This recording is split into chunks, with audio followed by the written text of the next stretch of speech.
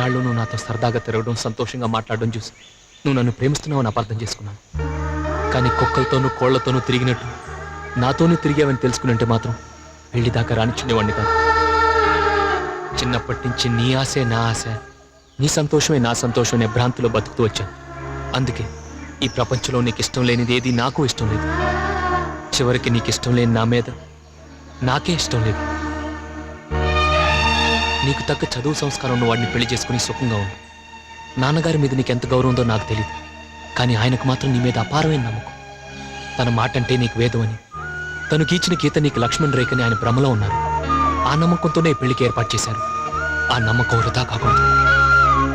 ఇప్పుడు నీకు ఈ పెళ్లి ఇష్టం లేదని తెలిస్తే ఆయన కుంగిపోతారు. ఒక ఆడపిల్ల మనసు తెలుసుకోకుండా ఇష్టం లేని పెళ్లిని నిర్ణయించానని జీవితాంతం బాధపడతారు.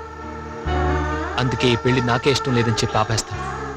నాన్నగారి దృష్టిలో నేను ఒక దారి తప్పని కొడుకుని, ఆయన చూడటానికి ఇష్టపడిన దురదృష్టవంతుడిని. ఇప్పుడు ఈ పెళ్లి ఆపితే నేను కొత్తగా చెడేదేం లేదు.